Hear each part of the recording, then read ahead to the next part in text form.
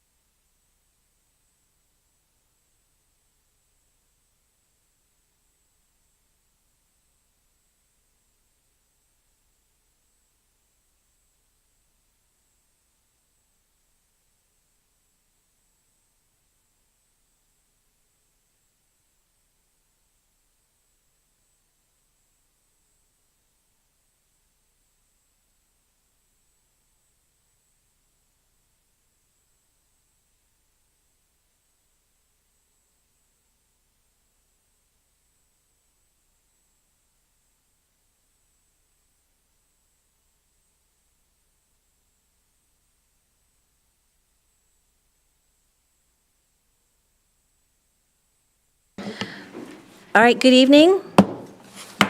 I'm calling to order the July 25th Fountain City Council meeting.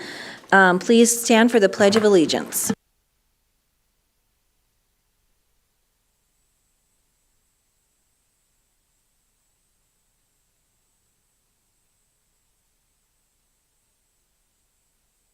Under God, indivisible, with liberty and justice for all. Madam Clerk, roll call, please. Mayor Thompson. Here. Mayor Pro Tem Estes. Here. Councilmember Hinton. Here. Councilmember Corey. Here. Councilmember Rick. Here. Councilmember Applegate. Councilmember Duncan. Present. 6 members present. Madam Mayor, if I may, just a moment. Yes, please. I'm going to make a quick announcement to the public.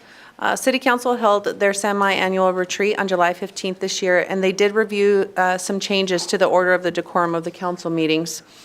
There are some changes that will be implemented, and these are out of respect for our citizens, staff, and council, and the changes come directly from our Code of Conduct, Code of Ethics, and the Fountain Municipal Code. The first change will be each speaker will be allowed 3 minutes and may only speak once on each topic during the meeting unless the council requests additional clarification later in the process. Please fill out a request to speak card and submit that to me, and that is for anything that is not on the city council agenda. If you wish to speak on something that is on the city council agenda, please just sign your name on the back table. There's a sign-in sheet. Just please sign your name, and that's just so that I can get the spelling correct on the record. In addition, one other change will occur tonight. We'll be moving the correspondence, comments, and ex officio reports up on our agenda to allow those in attendance to hear each report toward the beginning of the meeting should they not be able to stay for the entire meeting. Thank you, Madam Mayor. Thank you very much. Appreciate that. Okay, that takes us to presentations, item 4.1, Department Update, Parks and Recreation. Mr. McCormick.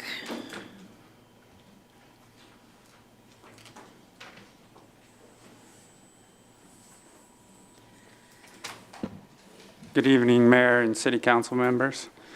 So just wanted to stop by and give you all a quick update on what's going on in parks. I think it was earlier in the year when I was here last. So parks right now, currently at staffing, we're at 7 employees for parks. We have 4 full-time, 2 part-time, 1 seasonal. We'll be losing that seasonal next month. Just to give you a refresher on our parks. Currently, we have 10 parks. We maintain 330 acres of total open space, 10 miles of trails. Right now, we have some right-of-ways we're responsible for. Most of those right-of-ways have been contracted out. We have 16 right-of-ways that have been, or 16.25 miles of right-of-ways that have been contracted out to Diamond Landscaping, and 9.5 miles of right-of-way that have been contracted out to Grandiza Landscaping.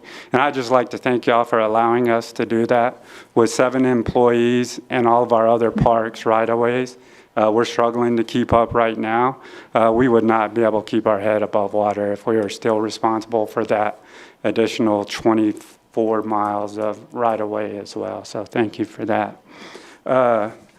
Some other projects we got going on this year is our Metcalf ball field. We got the sod installed in the infield on ball field 1. It's looking pretty good on the outfield side. The infield side didn't take very well. It is underneath warranty. We have 5 weeks. At the end of the 5 weeks, if it doesn't turn back green, we can call the company and they'll come back out and replace the sod. The heat right now is not helping, so we're hoping that drops off. The well at Metcalf, I'm happy to report, is still up and running. So the water we're getting out there is all coming from well water. So if you come by right now and you see the park watering in the middle of the day, just please understand that's well water. It's not city drinking water we're on right there. The rain for the city has been great. It's saved me a ton of money in my water budget. I haven't had to turn on a lot of our water systems. Starting this week, we pretty much had to turn everything on. There's still a couple of spots where we have to get water on. With that being said, as you can see probably in front of City Hall here, we did have a head failure, and that happened over a weekend, and it killed that spot in the grass. Well, it didn't kill it, but it damaged it. We'll be attending to that this week. We'll be putting some fertilizer spray on it, so it'll make it have the appearance of being green again, and it'll look a lot nicer. Park building update, I believe we got the final approval on our permits, so we should start laying in the sewer lines and electrical for that building, and then we're hoping that building is fully erect and ready for us to move in by October 1st. There was a lot of issue with getting permits to get that building over to the finish line outside of our control. Adams Open Space Bridge, once again, we made some great progress in the beginning of the year getting this thing going. We made it through CDOT, U.S. Army Corps of Engineers, and we were on schedule to start that project around May of this year. CDOT did a remeasurement of our wetland space, and anything over 0.10 acre, you have to have a special permit. Well, they went out and remeasured the space we were using, and they came back that we're at 0.102, so we had to buy an additional permit for $8,400, and we just got approval for that last week. So now we're going to be able to send it out for bid. We have all the forms, everything we need to send it out for bid. Downside is it's July now, we're about to enter August. In September, the birds start migrating. In September, you can't do any construction. So we're in a tough spot once again. The mobilization fee we're looking at for most contractors are going to be 10 grand. So if we start the project now, they're only going to be able to work for a couple weeks. And then when they come back in the spring, we're going to have to pay another $10,000 in a mobilization fee. So we're probably going to put it off and just complete the whole thing in the spring of next year to save us a lot of money. And it's a lot of concrete work as well. And I'd feel more comfortable doing that concrete when the weather is better than during the winter months. Aga Park restroom still on hold until we get the final price tag of the park building. Once we get the park building complete, we'll know how much money that we'll have to put into Aga restroom. I know one of the concerns was the field to the north in Aga Park. It's been overtaken by weeds. We got behind on a couple projects. That was one of it. We had a supply issue buying couplers for the type of irrigation system we wanted to use. We were mailed the 3 wrong parts 3 times in a row, and then our baseball season was about to stop, so I had to pull the crews off that project and put them on getting the baseball field ready for baseball season. So this week, our projects we started working on are the arches at the cemetery. The arches came down today. Tomorrow we're digging the holes for the foundation for the pillars, and then Thursday they're coming out to pour the foundation to put the new pillars in, so the cemetery arches will be replaced fully. The restrooms for Fountain Mesa Park and Metcalf Park, we got the bids in for both of those projects. We budgeted $50,000 for upgrades for each park. The initial bids we got back, what came in at $200,000 over our budget. So we had to send it back out to rebid. I met with our last contractor that came down and answered his question. And I know we want these bathrooms ADA compliant. Scott was nice enough to let me go to an ADA conference, so I got to learn a lot more about it. And I told him, you know, we can't do everything this year, but let's make the adequate amount of adjustments to get people from the parking lot into our restrooms. So we cut back on that scope of work. And we are going to make Fountain Mesa Park our first unisex bathroom. So each side of the bathrooms will be male and female, and we'll have changing tables in both of those restrooms. Recreation, we completed basketball, volleyball, soccer, and currently we're in baseball season. Only issue we're having in recreation right now is weather. All of our seasons are going 3 to 4 weeks beyond our end date. We schedule our seasons for 6 weeks, and we haven't been able to end one season on time, and we haven't started one game on time because the first day has been rained out for every season we've tried to start. We're hoping that gets better, but everybody enjoys the rain, so we'll just deal with that. Adult programs are going very well this year.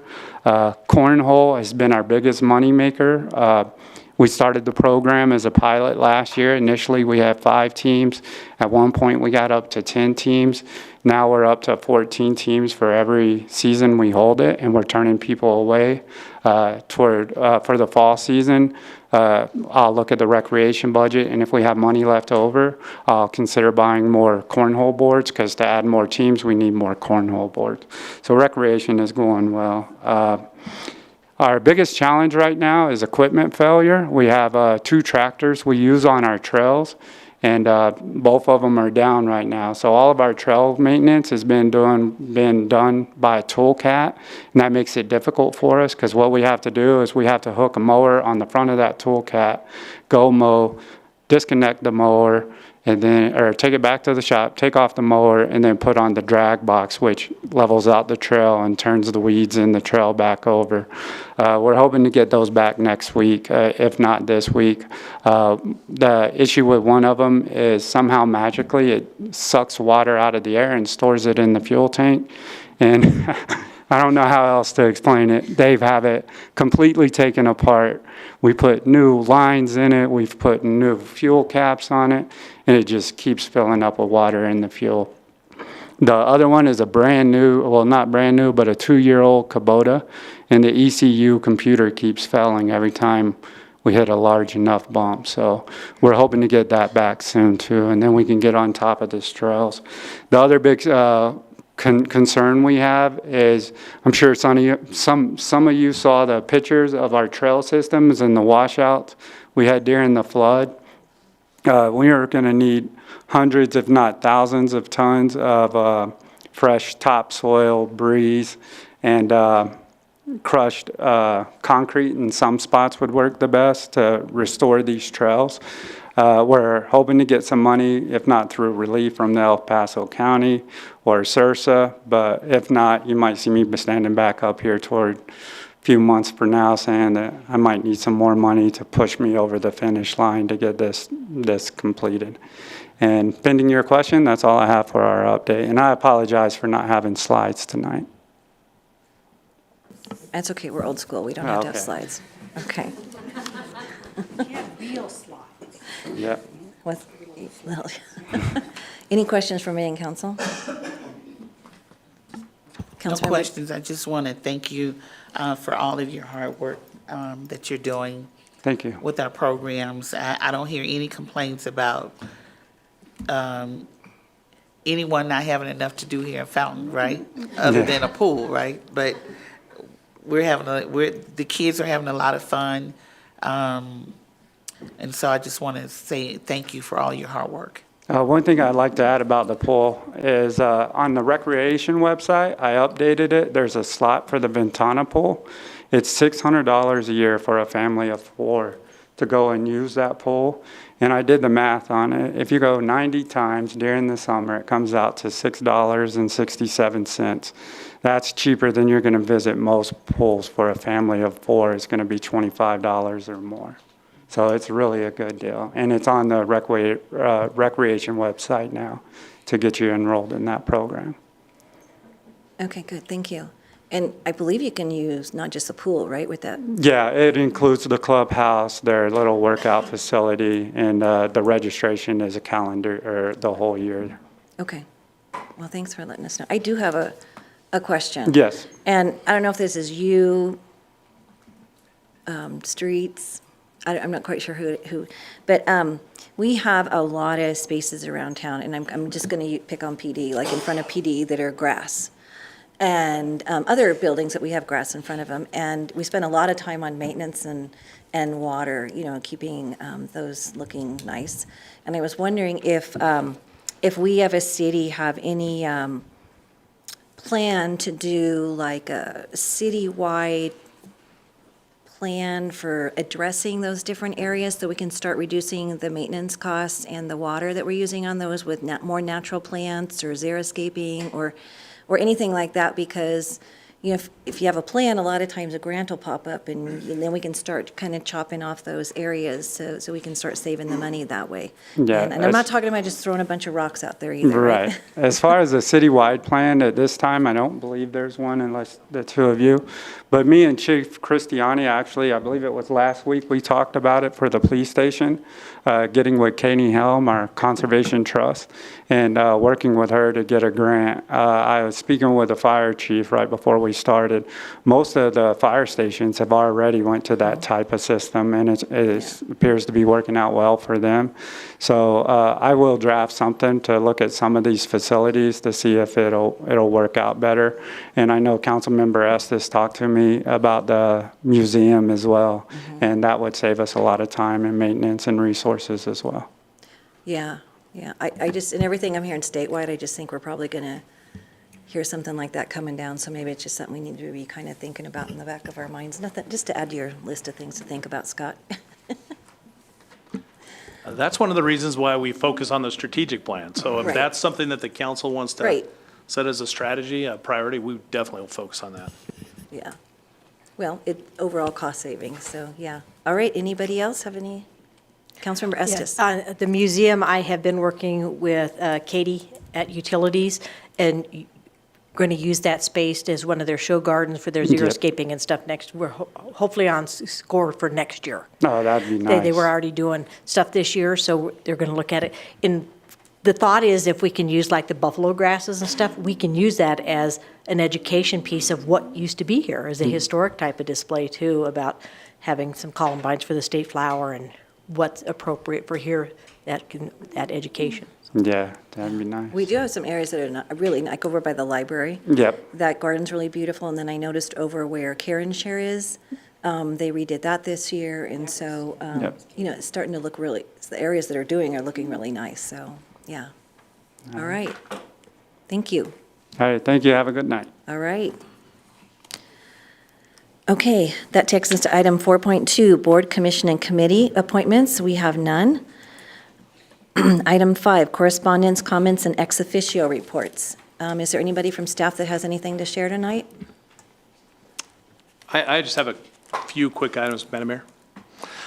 Real quickly, I want to report out to the council. The mayor and I were able to attend the Colorado Springs City Council meeting today, and they adopt, or I guess they passed a resolution to include Fountain in the PPRTA. It was part of their consent agenda. So our last one would be to go to El Paso County next Tuesday. We're ongoing, having our internal budget meetings, and so we're having those discussions internally. As a second year in a budget, it's fairly easy because we've had those discussions already with the council, but want to let you know where we are. And then finally, we're going to have a Army fellow from Hawaii that'll be spending next week with us. And so as part of the International City Manager Association, they have a fellowship, a leadership fellowship that they do with the Army. And we're going to be one of the, I think about 30 different host cities around the United States that are going to be hosting a senior Army fellow. So she'll be here. Hopefully she'll get a chance to meet some of you. We're going to have her around various events in the community and shadowing different departments. So looking forward to it. It'll be a lot of fun. Okay. Kimberly? Evening, council and mayor and public. Just wanted to announce that Economic Development is working with the Old Town Steering Committee and our ambassadors, and we are hosting a open house, kind of a business recognition, next Friday from 8 to 9 a.m. in the city's courtyard out front.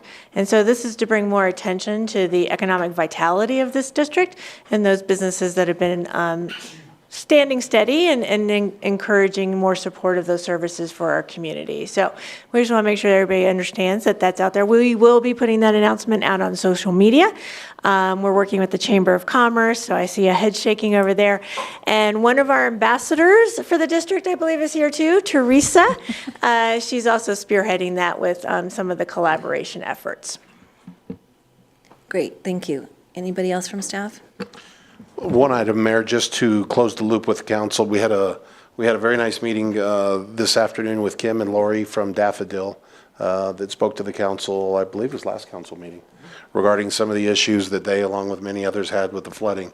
And our engineering department, along with our utilities department, went out a few times. I was able to go out and take a look. And they think they've got some concepts and ideas that are going to help hopefully prevent that in the future if we have another 100-year flood come through, which is happening more and more often. So very nice ladies, fun to work with, and hopefully utilities will be out there, we hope in September, doing a small project on that swale area to hopefully help that situation. Okay, good. Chief? Just a quick word on our current recruiting process. That is wrapping up with the swearing-in ceremony of 4 new paramedics on Monday at 10:30. So very excited about that. And one thing that I mentioned in my presentation last week was the impending ISO inspection, which just a quick update on that. It's looking like first to middle part of August when the inspector will be in town for that. And I'll keep you posted on that. That's just informational only. Looking for a good outcome from that, and that's all. Chief? Thank you, Mayor. Just a couple of quick things. One, I wanted to address the events today real quick. We had an armed robbery up on the Mesa at the AutoZone and ended up in a police chase. I saw some concerned citizens on social media talking about it. So we in fact caught the suspect. Minor damage to a police vehicle. Sorry, Bob. But nevertheless, we caught the suspects. One was a 15-year-old female. We had also a little truck route incident. I guess it was more of a miscommunication between the trucking company and the route they were supposed to go on, but Todd and I spoke a couple times this afternoon. He got that rectified before I even had my cops out there, but we sent an officer out there just to double check it, make sure they were in compliance. We had no violations. Little shout out to Al Linder. I don't know if he's in the audience tonight. I don't see Al here, but he was instrumental in helping us catch a suspect. Last week we had a motorcycle crash of a person that was running from the police at 2 in the morning. Crashed onto Al's property, hurt himself pretty bad, but eventually we caught him. But Al got out his four-wheeler, helped us search his vast property, and we ended up finding the guy. So thanks to Al for that. And then just last thing, I'll have the full department update for you all and the citizens next week, next council meeting on August 8th. Thank you. Okay, thank you. Any other staff members? Okay. Scott, I do have a question. I know the answer, but we're going to answer it in public. We have not raised our electric rates this month, right? So when you get your electric bill, Correct. it's because it's super hot. You have a high electric bill and you're probably running your air conditioner a lot. Okay. Right.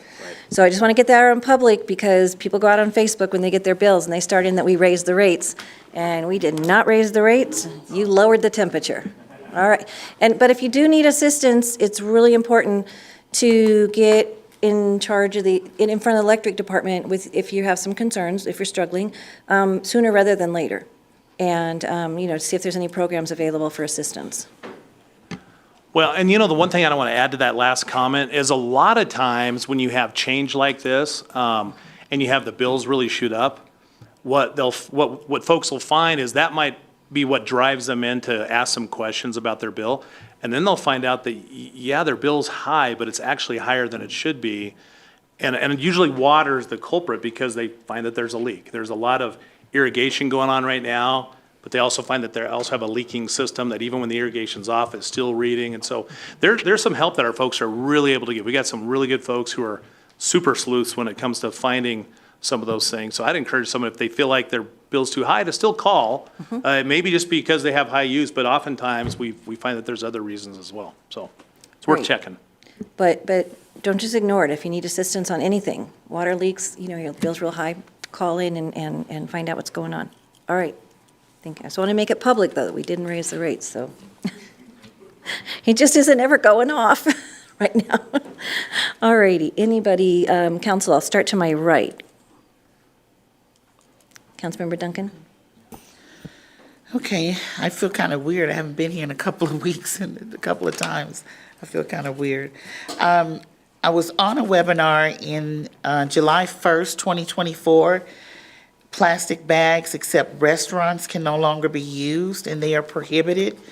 Fountain does not collect the bag fee. And so what they were hoping with that is that they can use alternatives alternative ways to use bags. Instead of ordering plastic bag, they can get bags like these. There's a bill, it's House Bill 211162.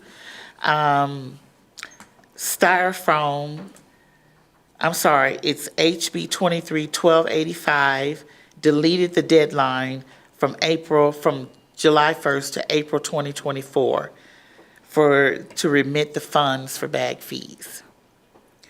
So, again, we don't take the bag fees here in Fountain. We're just hoping that the stores are doing alternative ways that they can help. I go in the store, I forget my bag, and there's nothing there. But they can, since they're no longer able to charge the bag fee, right? The 10 cent, that they Well, can do something else. I believe they do collect the bag fee, but they're not remitting a portion of it to the city. So they are able to retain the entire portion of the fee, and then that's up to them what they're doing to help the citizens Right. out in the community, right? Right, it's up to them. So it's not up to us what they do with it. I don't think I have anything else. Okay, so there are classes, 55 plus. It's an 8-week internet basic class. It's every Wednesday starting August the 2nd, from 1 to 3. And it's at Solid Rock. And their phone number is 719-393-7625. I just thought this would be really good for those who are having problems, paying their bills online. It's for 55 plus. They're having backpacks, school's getting ready to start at different locations. If you're able to help with those, supply drops off, please help with those. Supplies are needed. If you can drop off pencils, whatever you can, please do so. I also attended the redistricting meeting. I've attended several and spoke at these meetings that are being held by El Paso County commissioners. And the concern that I have is removing Fort Carson from District 4, in which Fountain is a part of. And, Fort Carson is not just a military base. It's our neighbors. It's people that we go shopping with. It's people that we go to church with. So it is a concern to me. So if you're able to go online, they have another meeting that's coming up. I think it's tomorrow. And you're able to go online and you can voice your concerns to whatever you have. You can listen if you don't know what's going on. There's several maps that are being considered, but it's been extended for public comment. So you can catch up and see what's going on if you're unsure about what's going on with the redistricting of our area. Let's see. I think that's all I have. Okay, one more thing is El Paso County is having a clean sweep, and it's for household hazardous waste disposal and recycle event. And that's on Friday, September the 8th. So say you have to register. So the reason why I'm mentioning it is so far in advance, you have to register. So you can either go on Eventbrite, or you can go on the El Paso County Community Service Department and Environmental Division. So you can bring any disposable and hazardous waste there. And that's all I have. Can we get somebody really quick to look on their phone, maybe to look up the redistricting date? Because I have it in my phone for Thursday. So let's make sure we get it. Oh, it is Thursday, I'm sorry.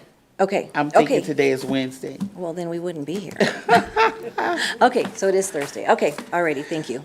I have it Thursday at 5:30 at Centennial Hall. Right. Okay. Councilmember Estes. Just a big shout out to Colorado for its 147th birthday on August 1st. Okay. Councilmember Hinton.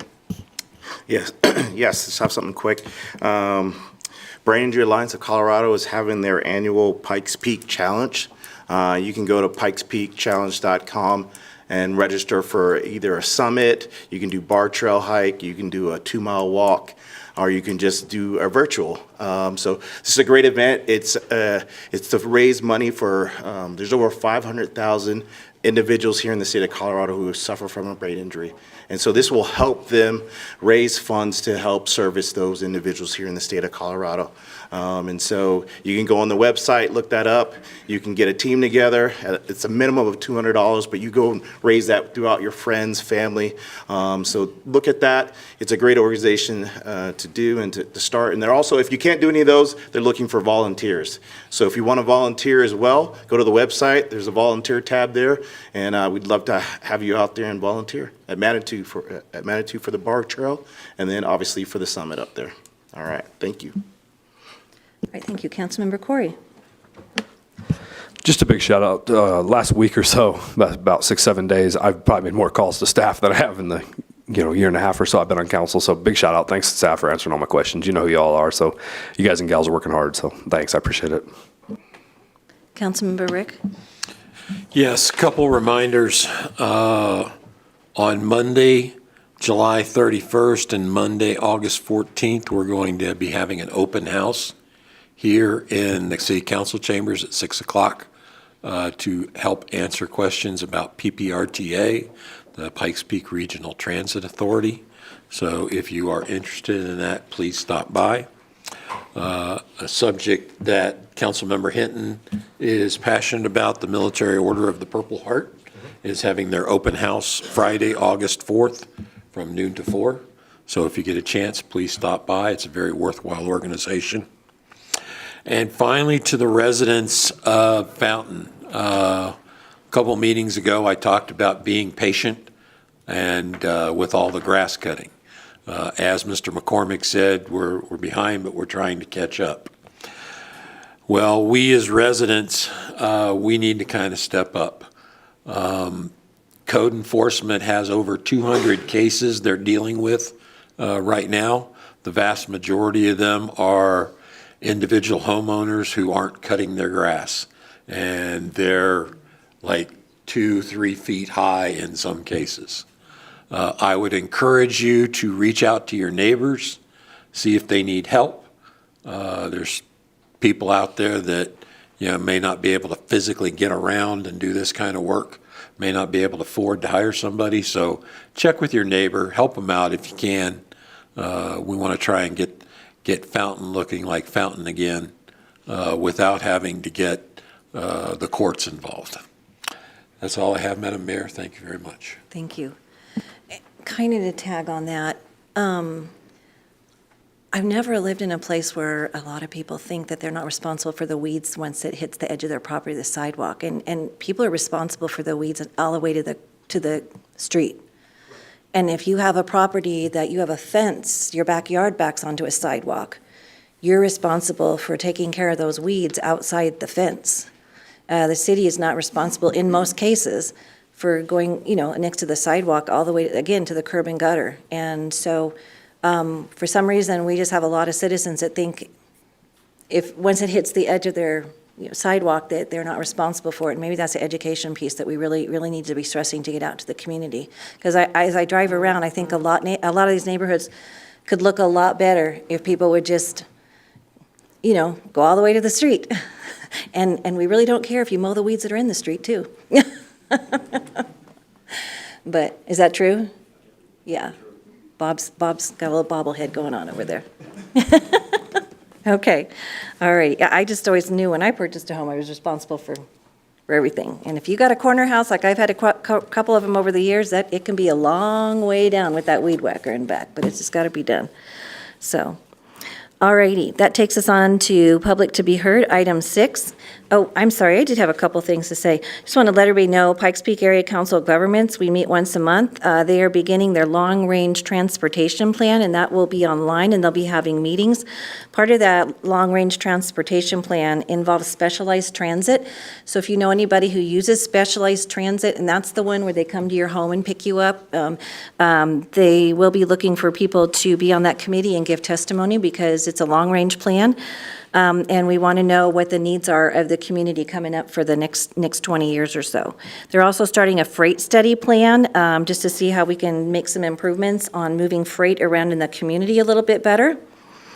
Manitou Springs, when we were up there for, when they were voting for us to potentially run a ballot measure to join the RTA, had a really cool thing they're doing. They did the first one this week, and they've got 3 or 4 more of them coming up this year. They're doing the first ever sunrise cog train up to Pikes Peak. It left at like 4:35 in the morning, $99. You can get on the train, and we'll see Pikes Peak, and then you turn around and come back. They've partnered with several nonprofits within their community, so any of the money raised on the first train ride went to redoing their Carnegie Library up there. And so keep an eye on their website, because I think that's something really unique to our community and something they haven't done before. And they had 248 tickets in the first train ride, and it sold out like almost instantly. So it was $99. So I thought that was kind of cool to keep your eye out.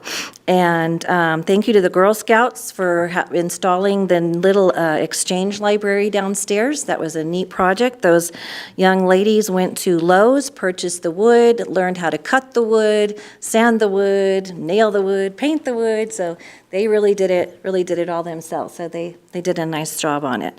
And I did have a question for Chief Christiani. I read just a blurb about a new law, a new move-over law coming into effect, August 1st or something?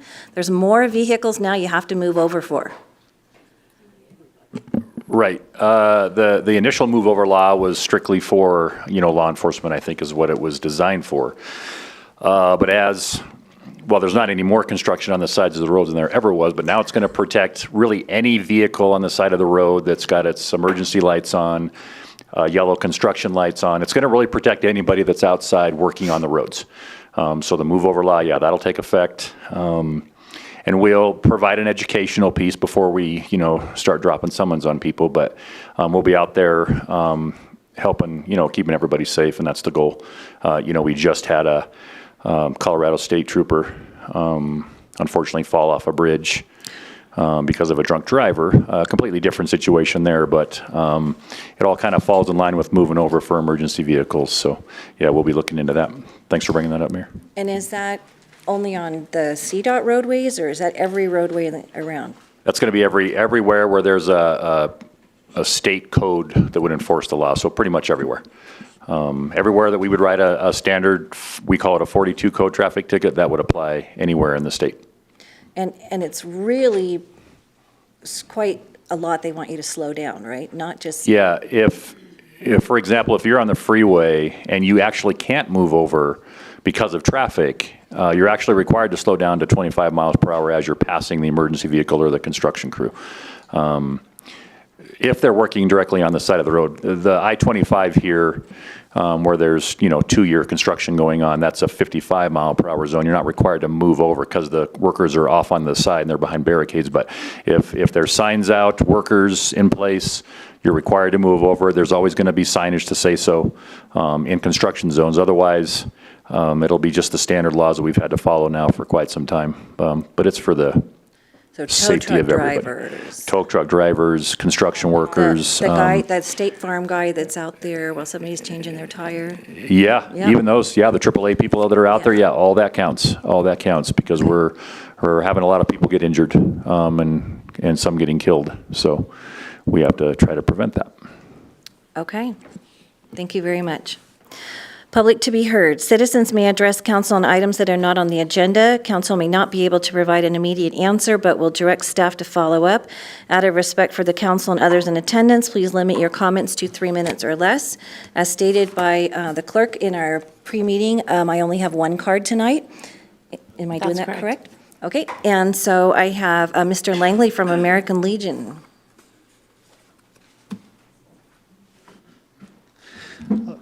Madam Mayor, Council, John Langley, American Legion Post 38 Commander. Just wanted to let you have a little bit of updates of what we've been doing in the in the past and what we got going in the future. The ramp that I was talking about for the girl with spina bifida, we finally got that all installed, and we're paying the last payment this week. So that's all been good, and thank you for everybody that donated to that. This week's meal is this Friday is going to be a lasagna dinner that we're going to have over at the American Legion. I wanted to let y'all also know that on August the 12th at 12 to 2, our auxiliary is going to be doing an ice cream social. And then at 5 o'clock, we have a pig roast. So we'll be roasting a pig over the night, and so we'll have a pig there, and people will bring sides, and it's just kind of a end of summer party. Our auxiliary is still taking donations for school supplies. They made a drop-off for the stuff, the backpack today, and they're still taking donations. So if anybody wants to donate some school supplies to local children, you can drop it off at the American Legion, and we will get it to the schools as needed. And that is it. Thank you very much. Oh, thanks for doing that. I had not heard you guys were a school drop-off supply spot, so thank you for doing that. Appreciate it. Councilmember Hinton? I missed that date for the pig roast. What day was that? The 12th. The 12th. August the 12th. I got that one real fast. August. I wrote down the ice cream part, okay? Ice cream part. Yep, all right. Yes, all righty. Okay, got your priorities up here. Oh, I do. That's right, okay. All right, so I don't have any more cards for public to be heard, so that takes us on to consent agenda. All items listed under the consent agenda are considered to be routine and will be approved with one motion. There will be no separate discussion of these items unless a council member or citizen so requests, in which case the item may be removed from the consent agenda and considered separately at the discretion of council.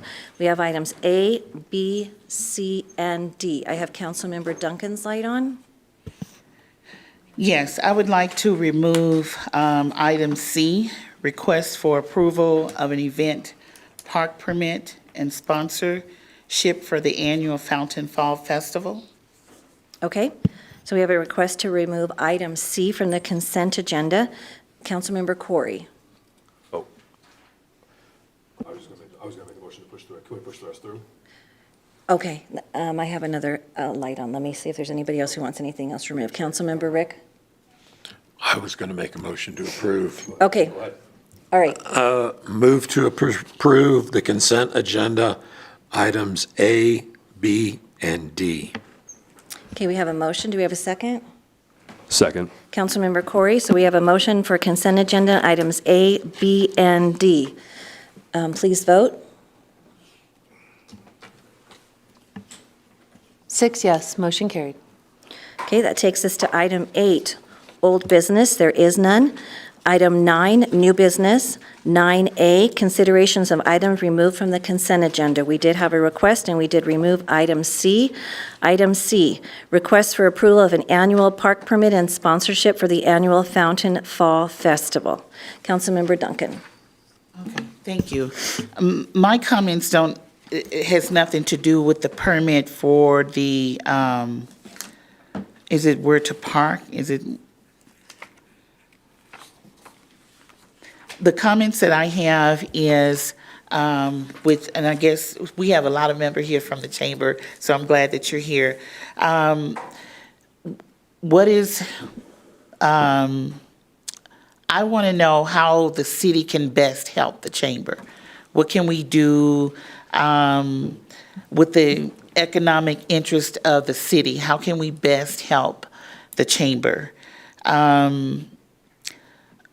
Questions about what is the mission of the chamber for the Fountain Valley area? What are we doing?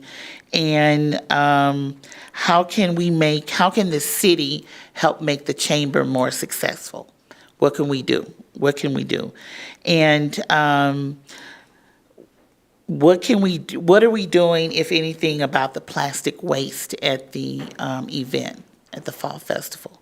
Is there anything, just some questions about, what is the connection to the city and how can we best help the Fountain Fall Festival move forward and help the chamber economically with the city?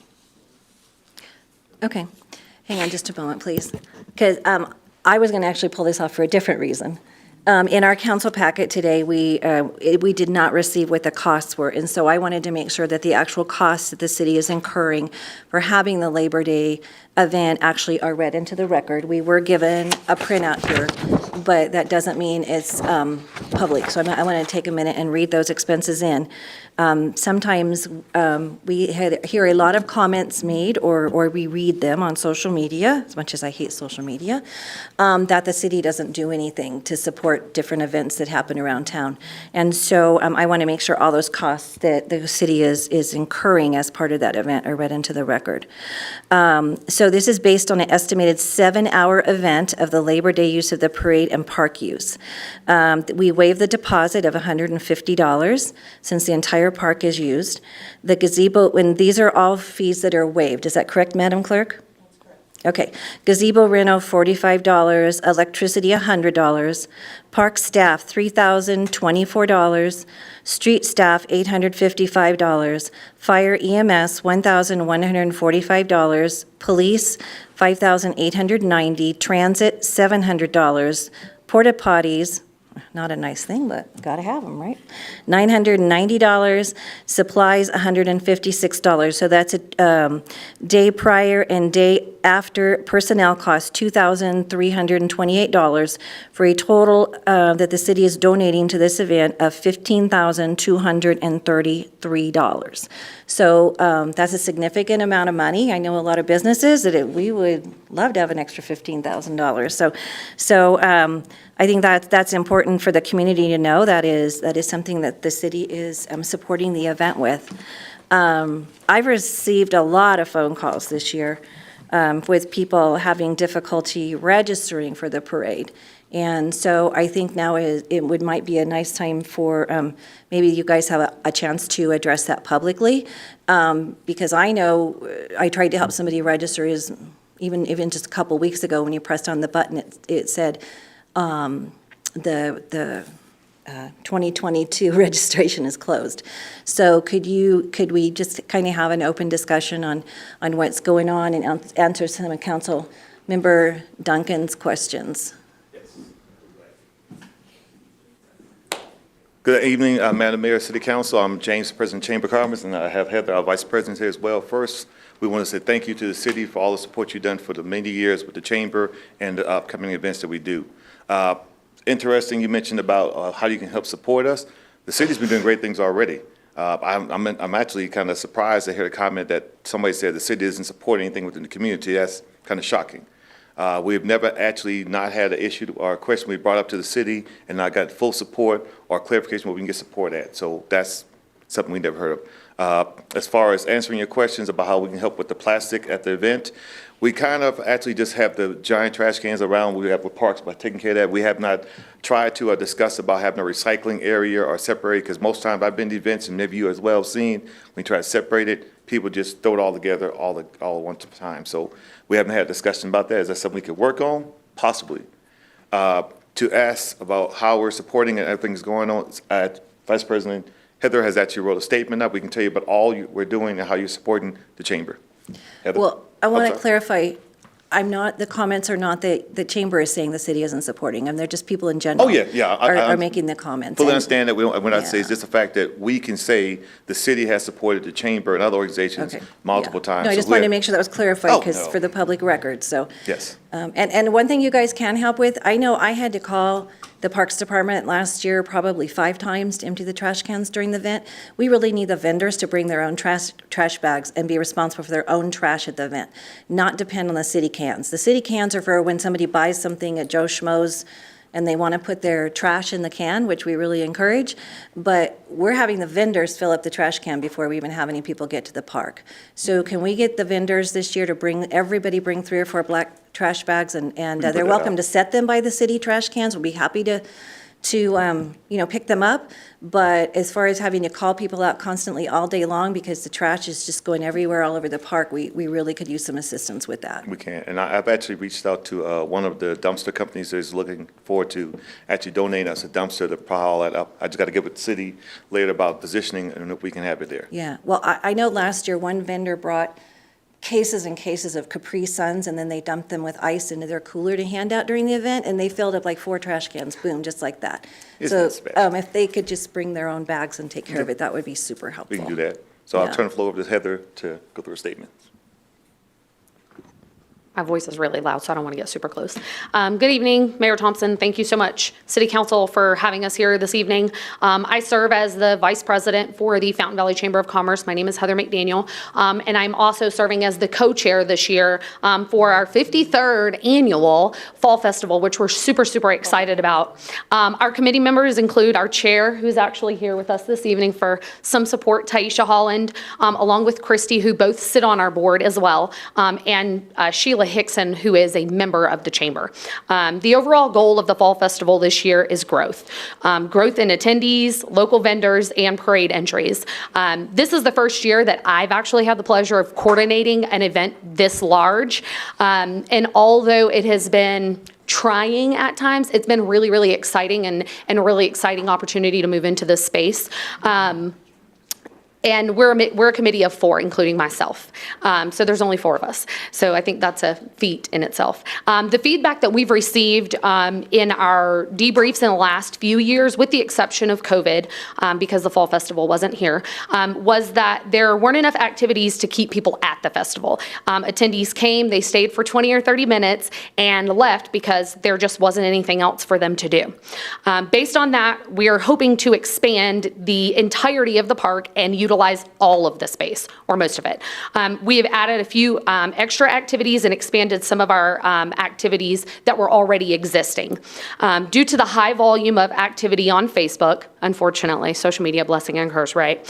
We decided to also create an event within our Facebook page, and we're using that event as well as the website to direct people to registration, and that's vendors, whether they be just, commercial businesses, nonprofits, food trucks, and parade entries.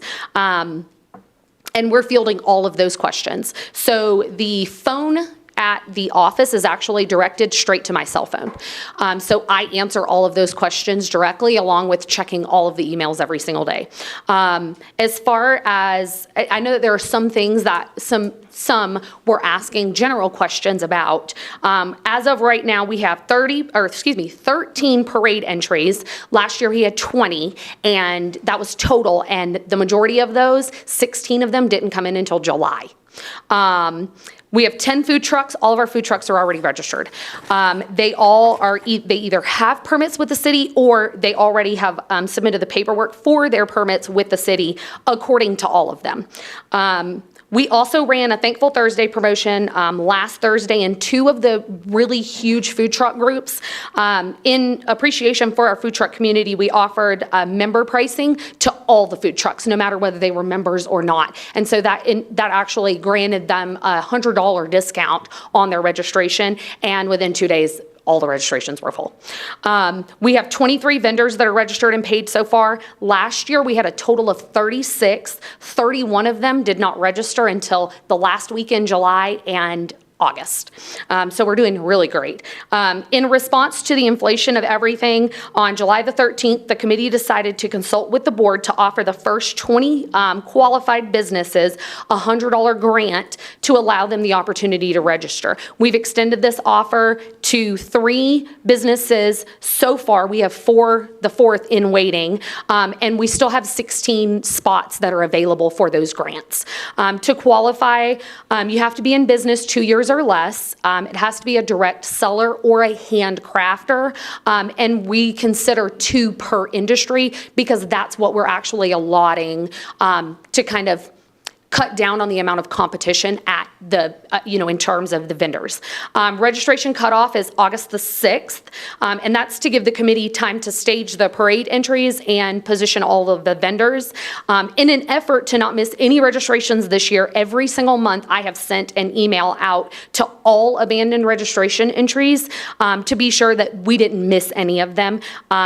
There have been 4 of them that have been sent out so far, so 1 every single month going back from this month. A few of the additions that we're hoping to add this year, we're bringing back the chili cook-off. We are using live bands this year instead of DJs. The 911 mobile house has agreed to come out and do smoke and fire safety to the kids that are going to be out at the Fall Festival. A traveling war museum, which I think is a great addition for Labor Day. It's a 40-foot trailer that a gentleman actually travels all over the United States. He has authentic Army and Air Force and different branches of the military, their authentic uniforms that he actually shows and talks about military history and things like that.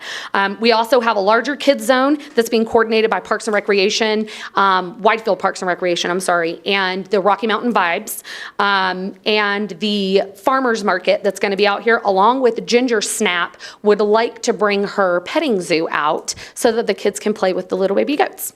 The price increases this year, I know that that's something that a couple of members have asked us about.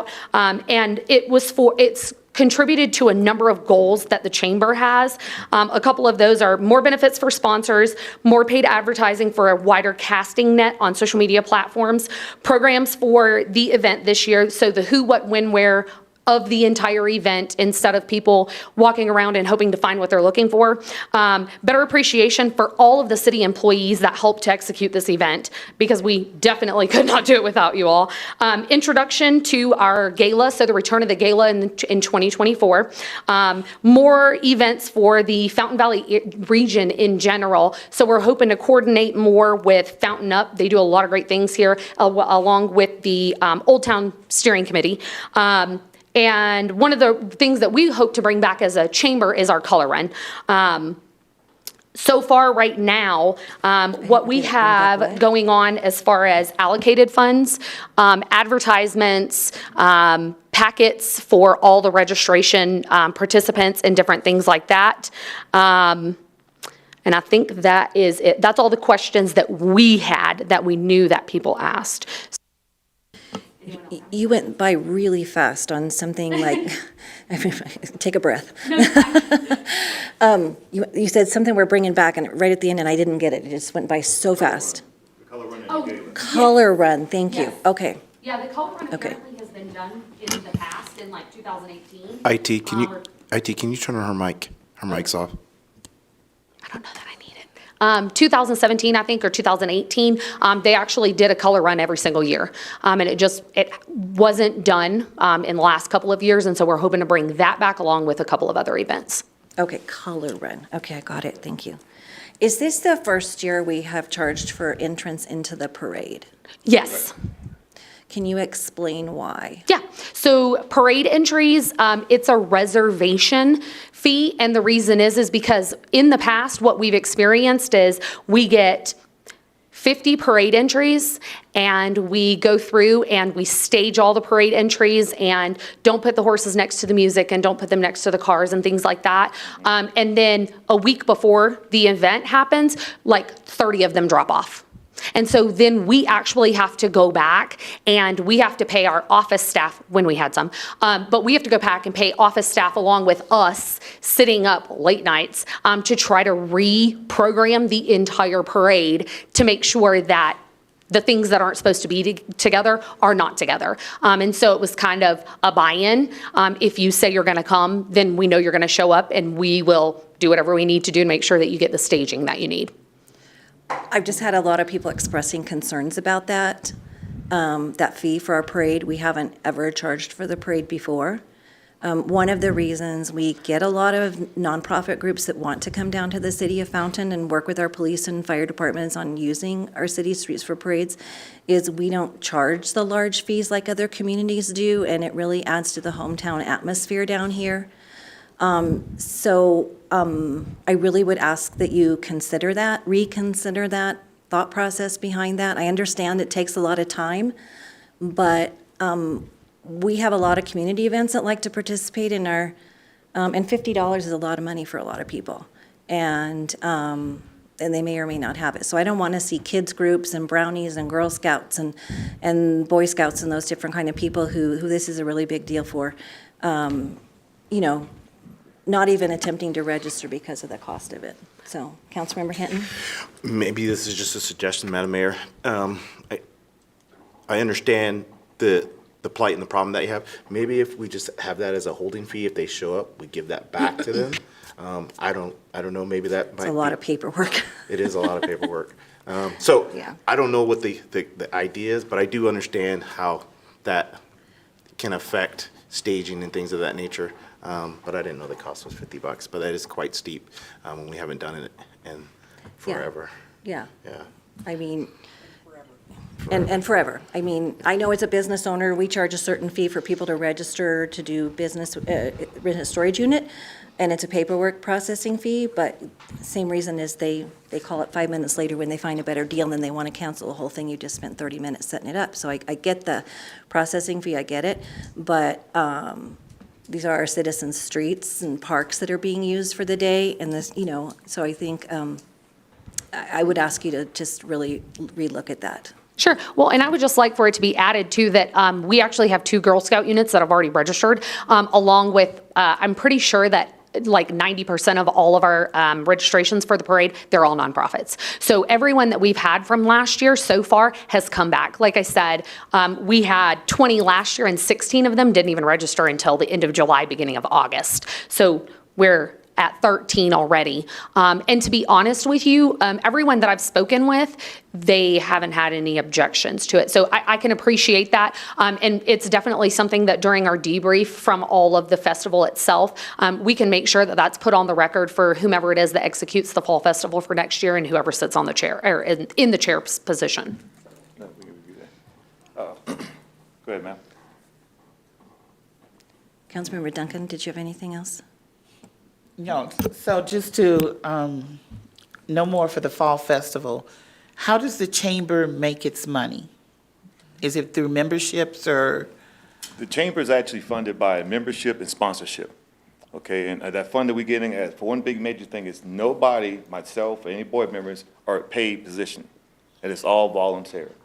So any funding that comes in is actually reused into the chamber itself for, as Hillary spoke on, for sponsorships, events, bringing in speakers, what we may use.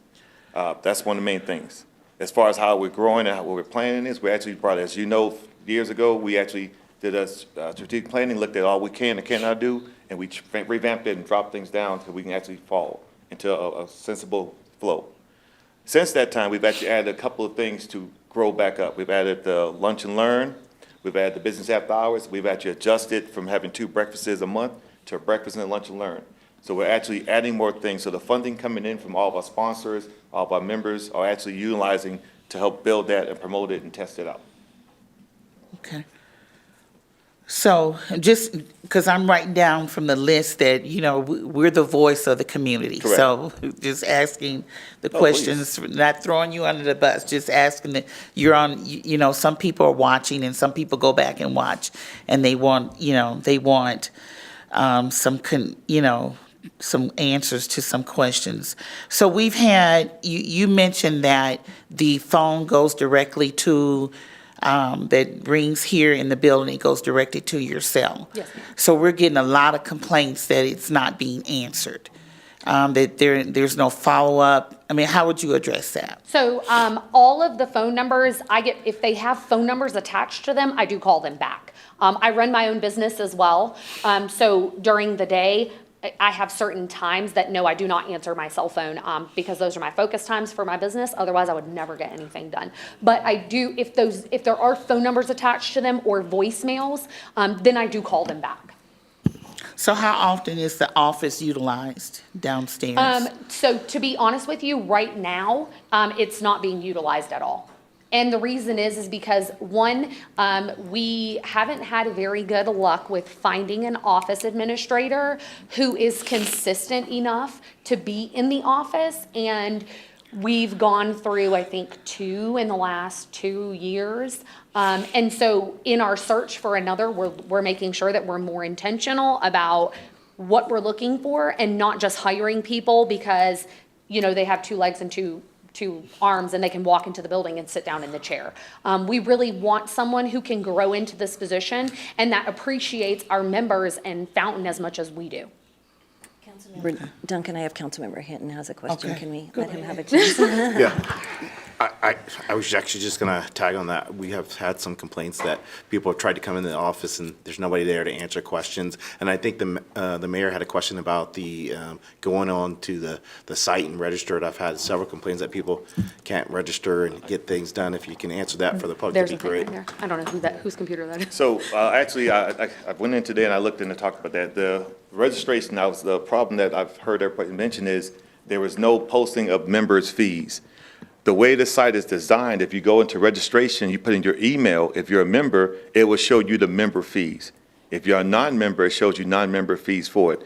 You click, actually on top of it, you need to click this where it says the actual sign for the barbecue, or you actually can go to click on to the bottom, it says Fall Festival, hit registration, and it will actually take you to that spot. If you hit right there, register here, takes you to this section, click registration, and then you have to put in the email that you have. What may be happening is some folks are saying that they're not getting the fees. If they're not a member, it will not show you the member actual fee. Well, I think the concerns until the last week or so were when you hit that initial button, it didn't go anywhere. It just said the registration for the 2022 Now, we parade did is have, closed. as always, we had a website that actually. And I've got somebody in the back nodding their head, yeah. So, I think there's just some concerns going on. I'm wondering, Councilmember Duncan, I know you have more questions. I don't want us to, okay, do you think, Mr. Trainer, it might be kind of appropriate for maybe council and the chamber board to schedule some type of maybe a work session or something to maybe just have a little bit further, more in-depth discussion, or? Oh, do we have someone, hang on just a second.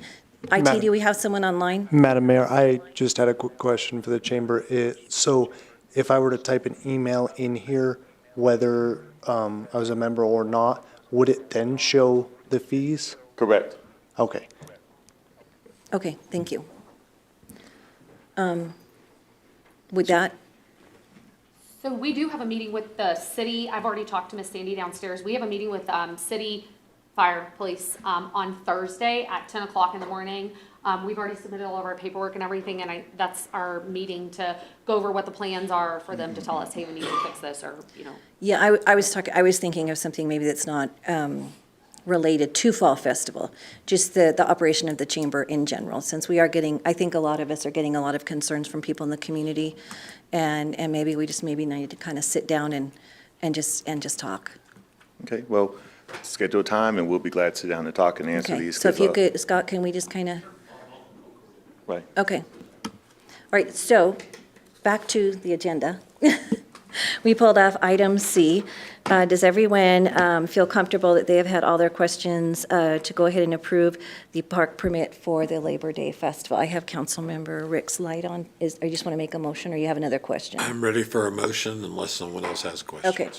All right, go ahead. Move to approve a request for approval of an event park permit and sponsorship for the annual Fountain Fall Festival. Okay, we have a motion on the floor. Councilmember Corey? Second. Okay, we have a motion and a second for approval of the event park permit. Unless there's any further deliberation, please vote. 6 yes, motion carried. All right, we'll see you at the fair. Thank you very much. The event, whatever you want to call it.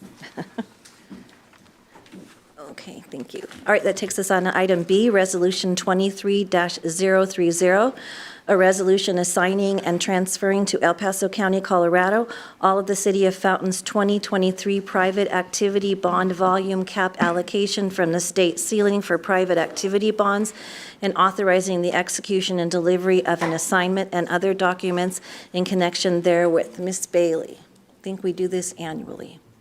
Thank you, Mayor, Council, citizens. Yes, thank you for accurately reading that long title. It was a little complex, but you do have in front of you Resolution 23030, as well as the formal assignment to reassign our $1.8 million in private activity bonds back to the county so they can actually be put towards a purposeful use within the larger region scope. Private activity bonds are federal issuance documents. They're financial documents to help finance projects in the areas of affordable housing, manufacturing, or community facilities or higher education facilities is how they are defined. We've had several projects come close to the threshold the last couple of years. They just can't get over that final hump to actually apply the financing within the due diligence timeframe. As we all know, housing is a critical need in our nation, and then more specifically at the regional level. And so we'd always like to help out our county counterparts if they have a project that could utilize this $1.8 million in financing. And so that's the brief synopsis in front of you. I'm glad to address any questions, but I am requesting a formal motion to pass both the resolution and execute the assignment, so then we will work with the county to have that formally presented with the county commissioners. Okay, are there any questions from council? Like I said, this is an annual thing we just do every year. Yes, we do. Put it, oh, Councilmember Duncan does have a question. Thank you. Do we ever get, do we ever know exactly, do we ever get some type of itemized list of what they're using the funds for? Or is there a website or something we can go on and look at, or? So the, my equivalent at the county does do an annual report, and so they do a synopsis of how different projects are helped and financed through bond allocation, in this example of a private activity bond issuance and/or a tax increment financing pledge. So yes, they do have a report. I'm not sure it's at the length of what maybe you're requesting, but they do have a synopsis report year-end that they do. Yeah, they have a year-end report. And where can I find that? It should be on the county's website, but I'd be more than glad to fish that out for you and send that to you directly and at large. That'd be no problem. Okay, thank you. Is that a calendar year end or a weird June, July, whatever? It's an off cycle. It's usually published in the spring because, again, municipalities kind of have to use that first quarter to reconcile the year prior of what they've been working on. And that report is actually pretty new.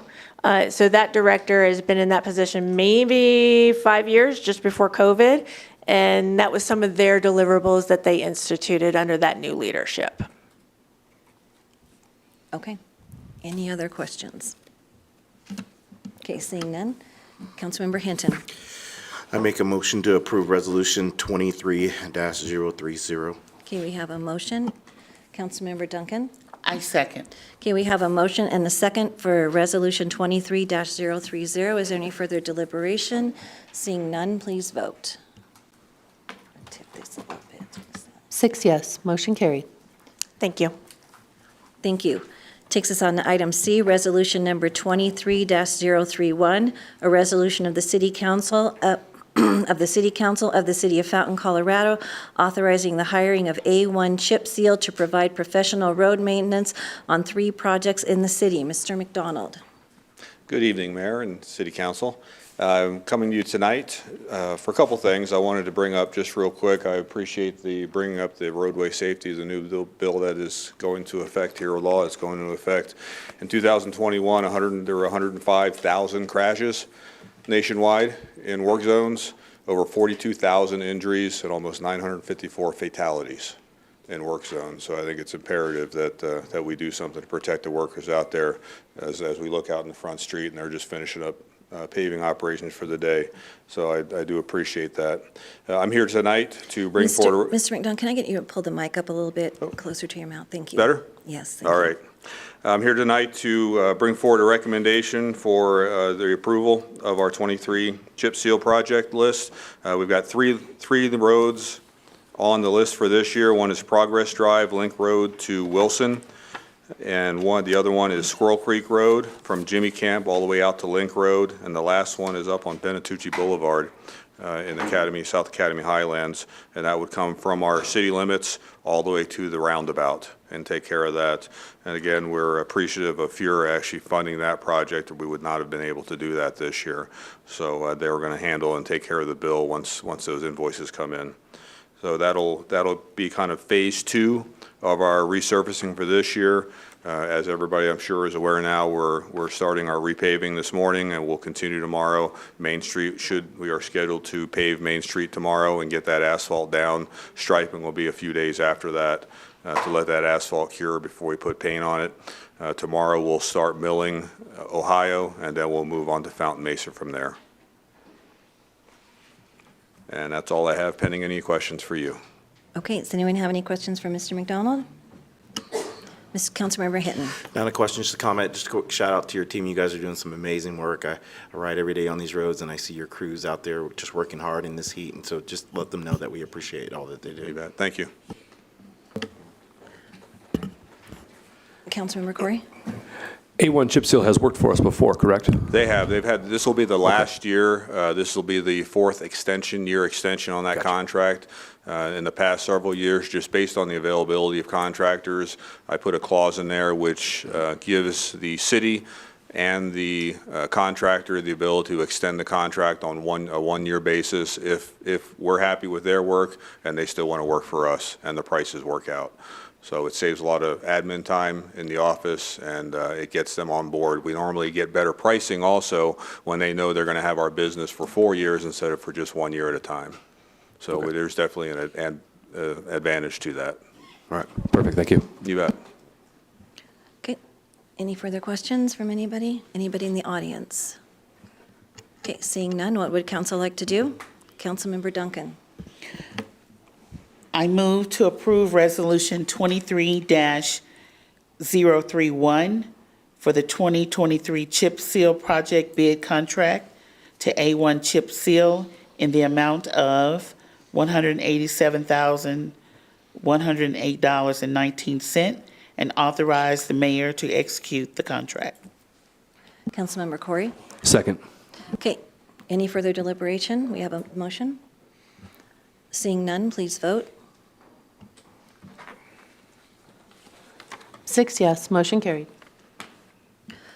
Okay, that takes us on to item D, first reading of ordinance 1791, an ordinance submitting to the registered qualified electors of the city of Fountain, Colorado, at the general coordinated election to be held on Tuesday, November 7th, 2023, the question of the imposition of a sales tax increase required to join the Pikes Peak Rural Transportation Authority. Mr. Johnson, I'm going to have you hold for just a second.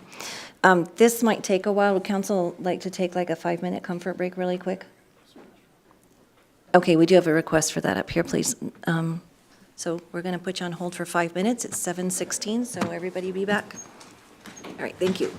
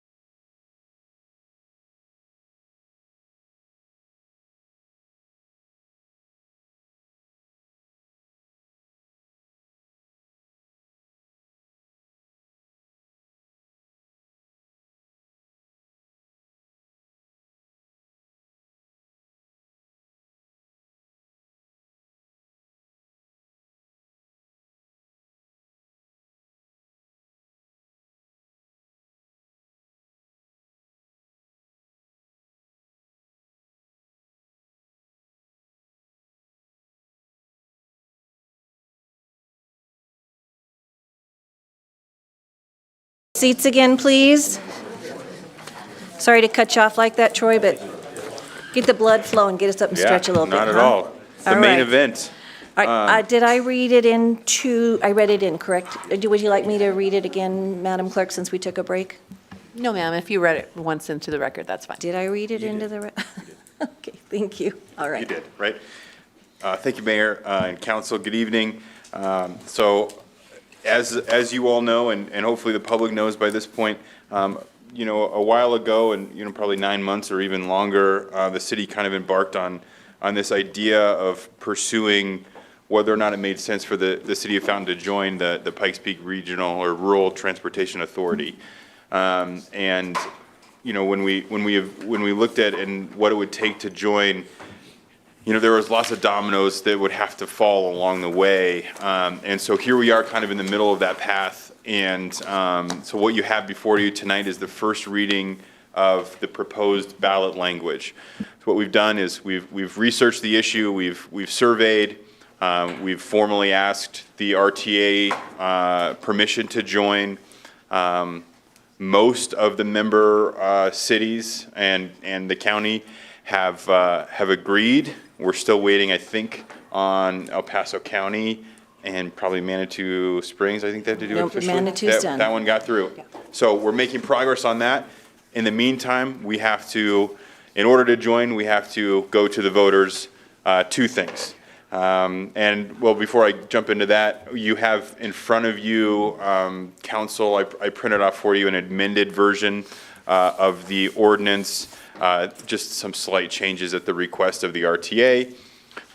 You have the redlined versions as well as the black and white copy. So just so you know, those are the changes that I'm asking you to adopt that will be as amended.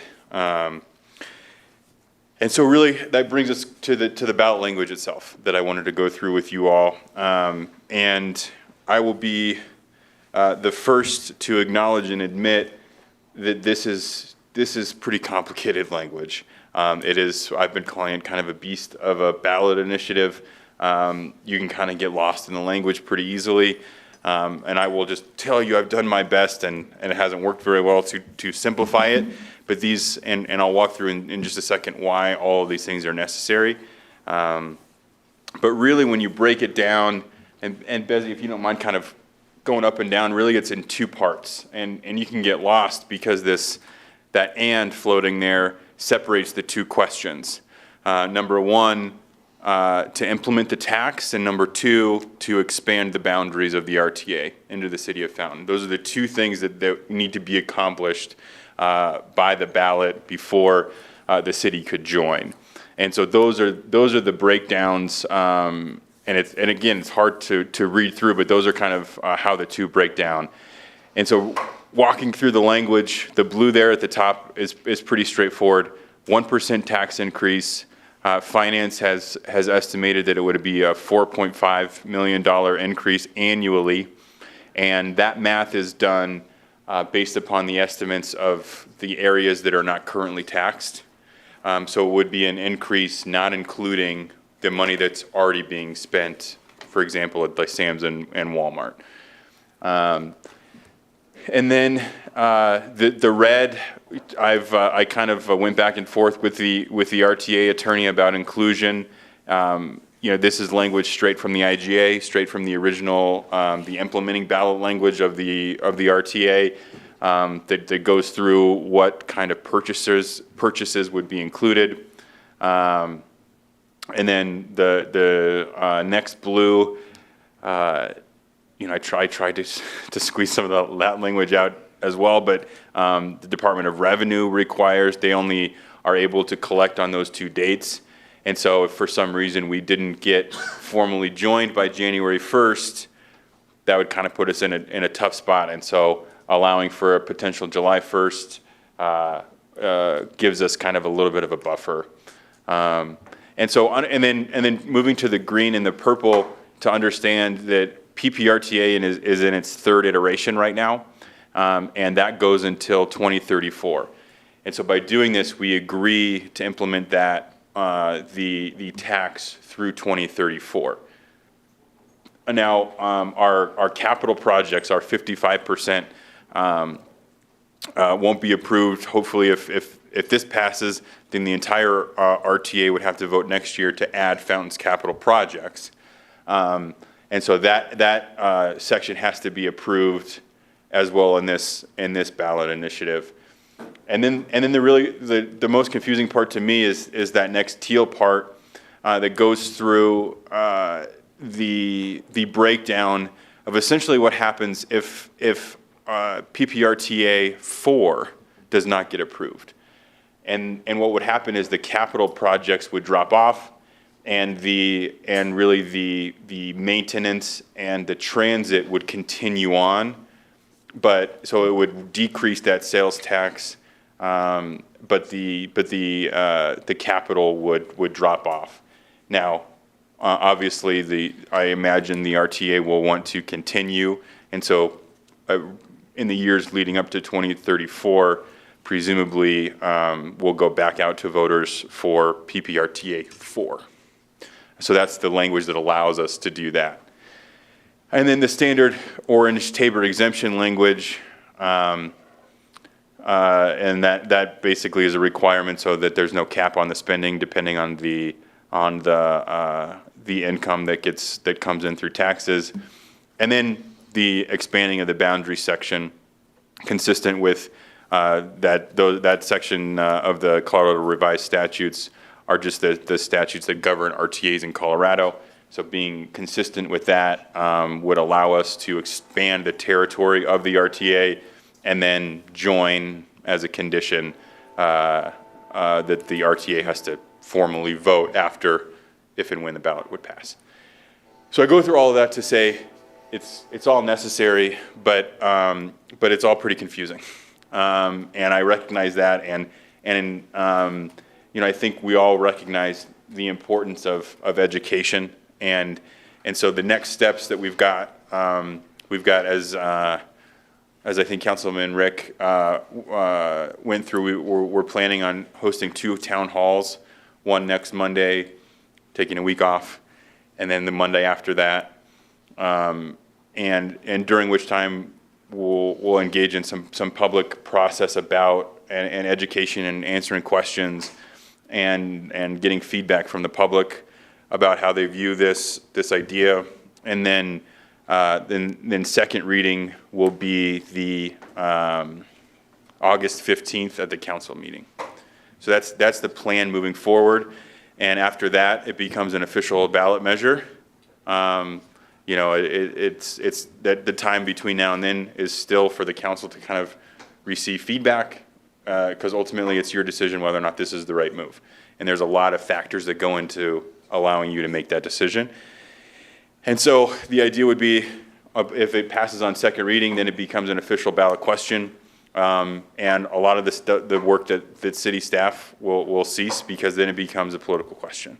And staff won't engage in that. And so that's kind of the timeline as we see it. But for now, this is the ordinance with the ballot language kind of on the screen, and I think you've got some printouts. So I'm happy to answer any questions that you have about that. Okay, just to reiterate really quick for some people that might be listening online, we have a very large chunk of business in the city of Fountain that we annexed in years ago that was already part of RTA, and every time people shop there, they are already paying into this tax. The PPRTA has been benefiting from that for, 8 years has it been since Sam's has been open? Yeah. And they're receiving over $1 million and a half to use for whatever projects they want to put it on in this point. And one of the things that I think this council has heard loud and clear is our citizens are extremely concerned, I think, as we are up here, about the conditions of our roads within the city. And so by joining RTA, we would be able to have access to those dollars that are already being collected in a big portion of our town to be using for maintenance projects. Does that kind of summarize it really, really well? So really only the few areas that we have businesses in that aren't paying into it would be the ones needing to update their systems if this were to become a ballot measure and to pass. So you're probably paying it because you're probably shopping at Sam's Club, Walmart, and all the businesses up there.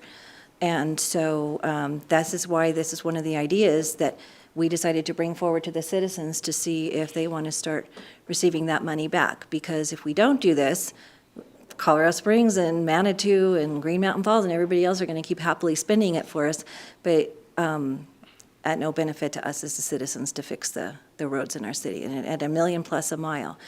I do have one real quick question for Mr. McDonald, because this question's been asked of me a lot. That's a lot of money, and how are we going to be able to handle that if this were to pass? It's an excellent question, Mayor. It is going to be a challenge for us. With the current personnel, I was going through this afternoon and trying to update that list for you per your request. Unfortunately, we had a little IT issue this afternoon, but I'll work on that tomorrow morning. But when you look at an influx of, $2 to $3 million a year in funding, it is definitely what is needed for this city. It's as I've stated in the past, probably our last hope to keep our roadways from actually falling apart and probably changing a lot of them back to dirt roads, which is what's going to happen if this doesn't pass.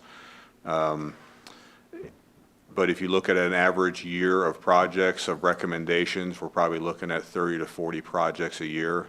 And not all those projects are rebuilding failed roadways. Some of them are included, but there is a lot of normal maintenance that goes on with those, chip seals, and a lot of other things that we currently don't have the funding to do. So in short, it would be a challenge for me, who basically handles all of the coordination and logistics with that, to do it by myself. So we would definitely have to take a look at that manning-wise on how we would manage that. Okay. And part of this, when you join RTA, you cannot reduce your maintenance budget you already have in the budget currently. Correct. So I've also had people say, oh, that means you can move that money to here, and you cannot do that. So the monies that we already have dedicated to that as a budget item will remain in there. Absolutely. So that's a requirement of joining RTA, so that the communities are still putting into their own community budgeted dollars. Okay? All right. Councilmember Rick.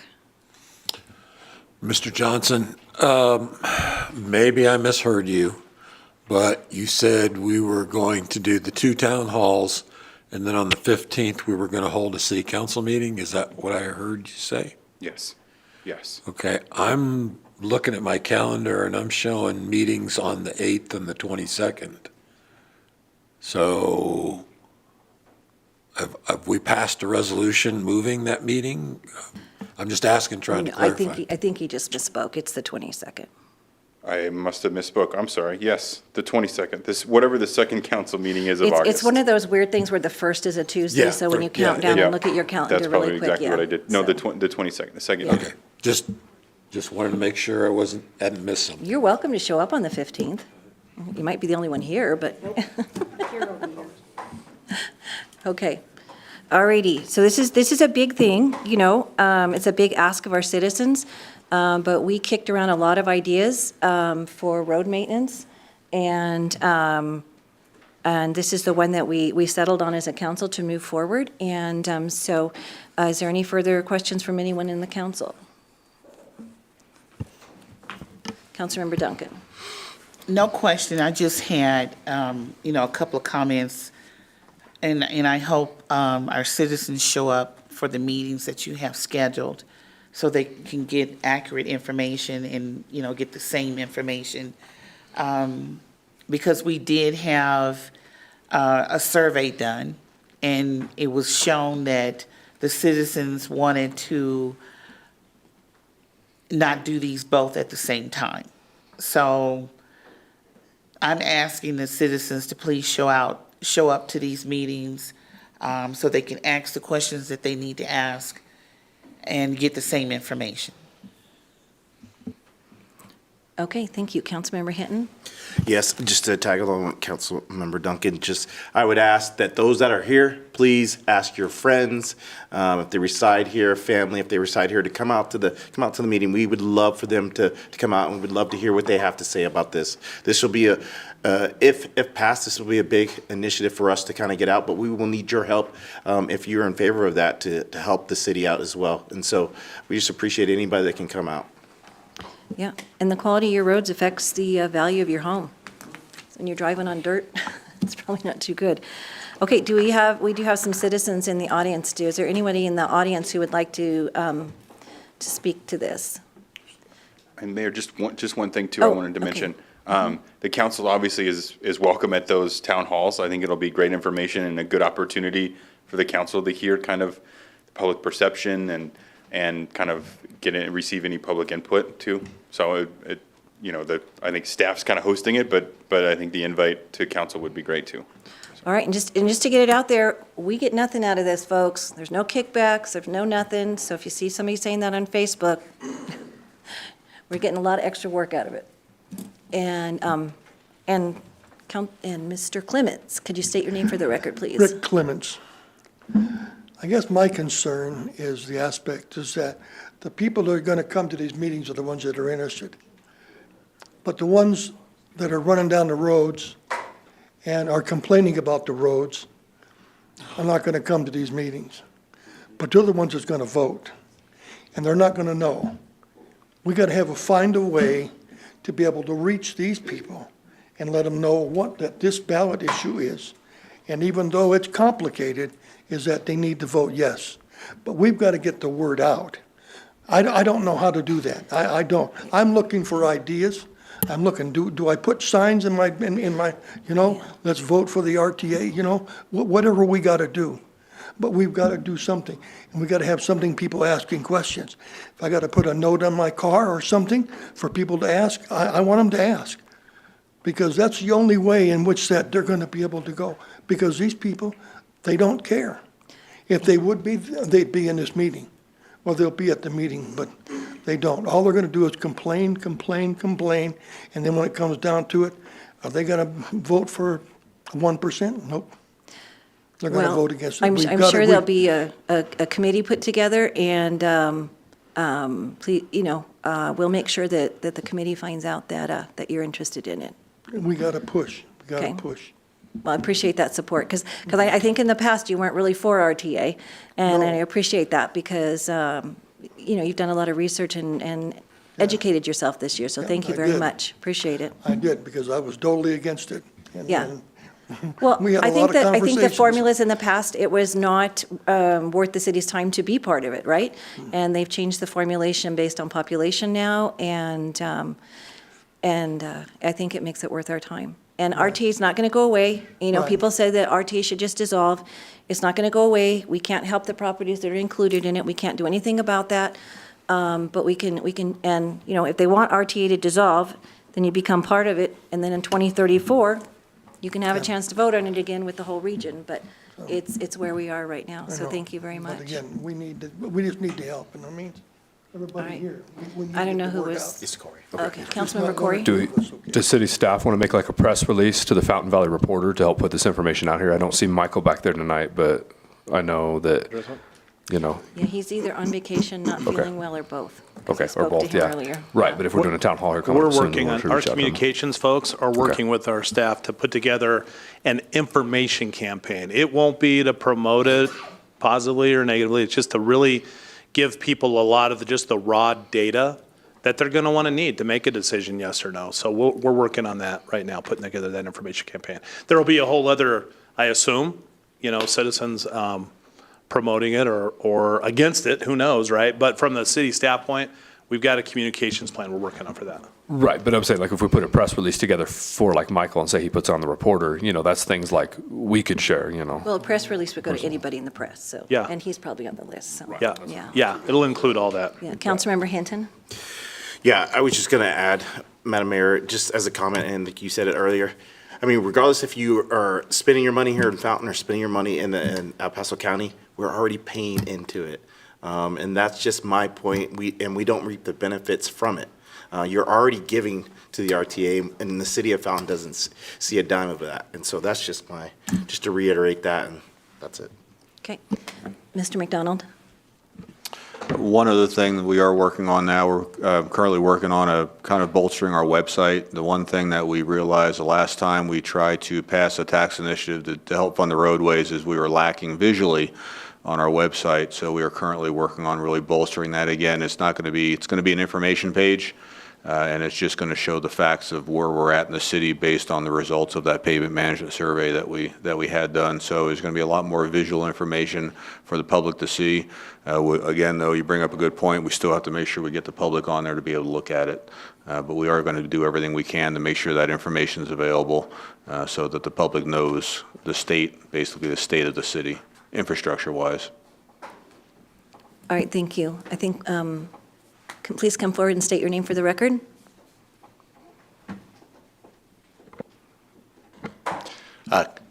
Good evening, Mayor and council members. Brian Johnson, Countryside North. I'm a bit close to this topic, so forgive my passion if I get sidetracked and go down a rabbit trail. But we're really at a crossroads tonight, no pun intended, for you guys to make a decision on first reading and then potentially, eventually, the voters of this city to make a decision. You know, fixing our roads, we know the issues, and it's only going to get more expensive the longer we wait. And as Bob has talked about, you know, some of these expenses are way beyond our reach.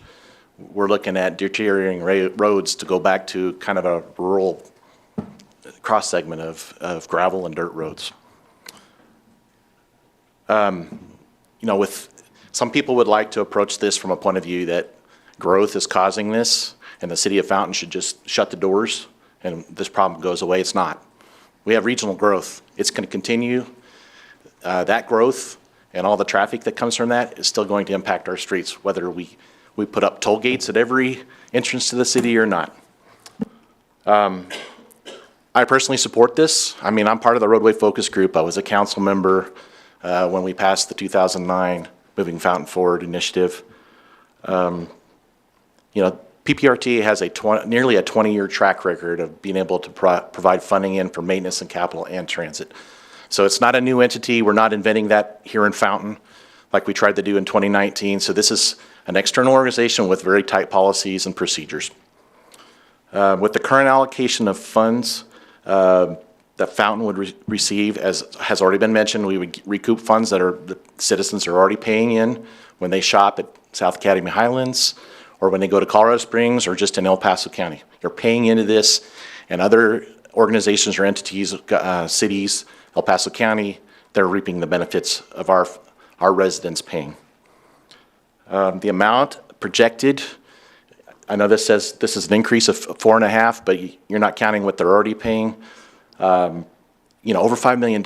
If you look at the budget and you eliminate, you know, let's just say there's some folks that would like to say cutting staff would fix this problem.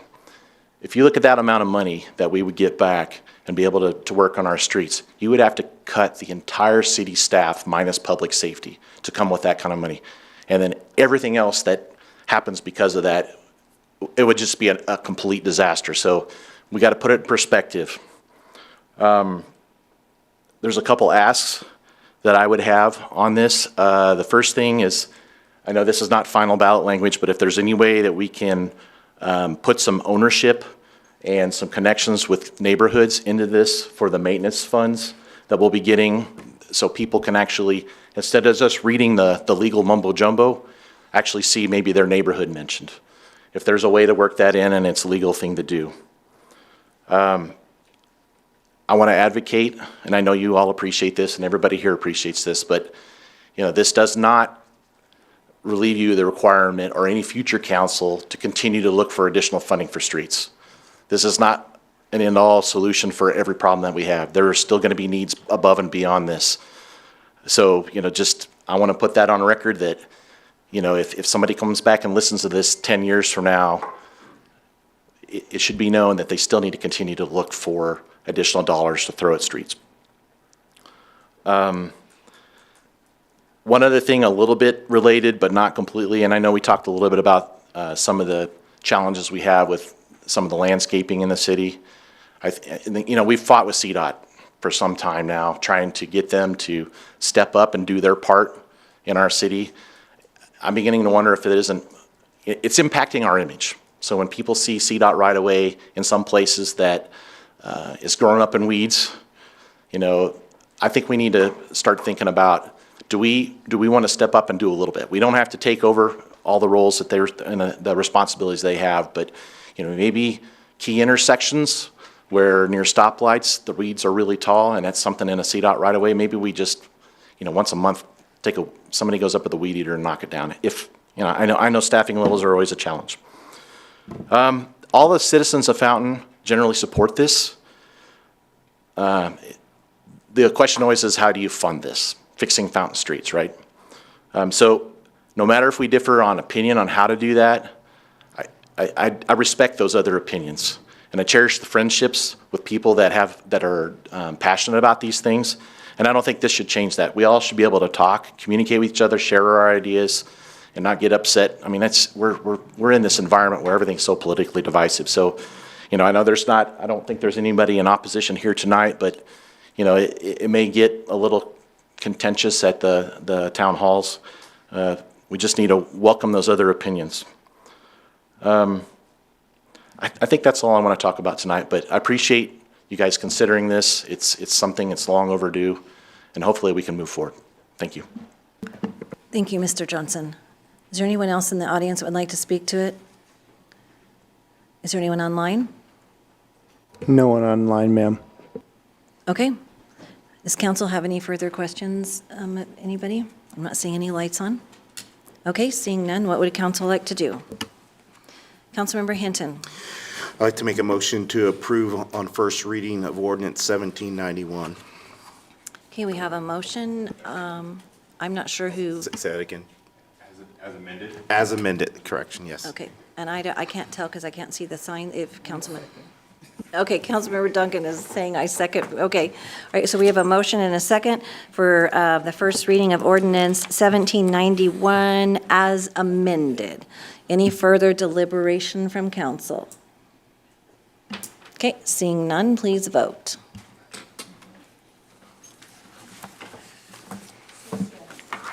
Sorry, 6 yes, motion carried. Okay, 6 yes. I don't think your mic is on, Sylvia. Okay. All right, that takes some, all right, so we're through the first reading. The information will be on the city webpage. Will this actual amended version be on the city website? So people can look it up? It should be. I'm trying to think where we should put it. I think the communications are going to create a PPRTA. Yeah, we'll put it on the PPRTA page. Okay. Yeah. Okay, all righty, because we need to get that out there because people are going to be looking to want to be looking through it, so. Yep. All right, thank you very much. That takes us to item 10, City Council Agenda Request. City Council shall use this time to request any items for future consideration. I'm going to start to my left tonight with Councilmember Rick. Nothing tonight, Madam Mayor. Councilmember Corey. Nothing tonight. Councilmember Hinton. Nothing tonight, Madam Mayor. Councilmember Estes. Nothing this evening? Councilmember Duncan. I don't have anything. Okay, I don't have anything either. No executive session, is that correct, Ms. Huffman? That's correct, none. Okay, so, almost seems weird.